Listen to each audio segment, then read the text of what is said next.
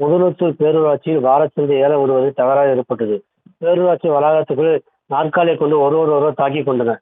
அப்போது செய்தி சேகரிக்க சென்ற தினசரி பத்திரிகையின் மாவட்ட செய்தியாளர் தாக்கிய போலீசாரால் பரபரப்பு ஏற்பட்டுள்ளது.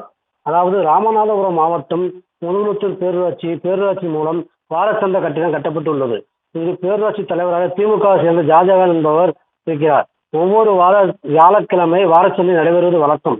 இந்த வாரச்சந்தை முதலத்தூர், கமுதி, அருப்புக்கோட்டை, விருதுநகர், பரமக்குடி, கமுதி உள்ளிட்ட பகுதியில் இருந்து 300க்கு மேற்பட்ட வியாபாரிகள் வாரச்சந்தைக்கு வந்து விற்பனை செய்வது வழக்கமாக உள்ளது.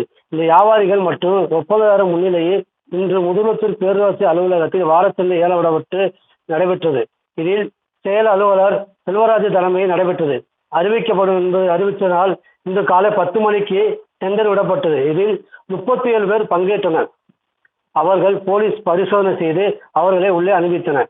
முதலாவதாக 17 லட்சம் ரூபாயில் இந்த ஏலம் தொடங்கப்பட்டு இதில் இறுதியாக 38 லட்சம் வரை நடைபெற்றது. இதில் இந்த நிலையில் ஒருவர் 36 லட்சம் ரூபாய்க்கு ஏலம் கேட்டு கொண்டிருந்த போது அந்த சூழ்நிலையில் மற்றொரு தரப்பை சேர்ந்தவர் அந்த 36 லட்சம் தொகையை கேட்டவர்களிடம் பேரை கொண்டு தாக்கி ஒருவர் தாக்கி கொண்டார். இந்த நிலையில் தற்போது செந்தில் முருகன் என்பவர் பலத்த காயமடைந்து அவர் முதலுதவி சிகிச்சைக்காக முதலத்தூர் அரசு மருத்துவமனை அனுமதிக்கப்பட்டு மேல் சிகிச்சைக்காக ராமநாதபுரம் அரசு மருத்துவமனைக்கு அனுப்பி வைக்கப்பட்டது. இந்த நிலையில் அங்கு செய்தி சேகரிப்பதற்காக சென்றிருந்த தினசரி பத்திரிகையாளரின் மாவட்ட செய்தியாளர் தாக்கப்பட்டார்.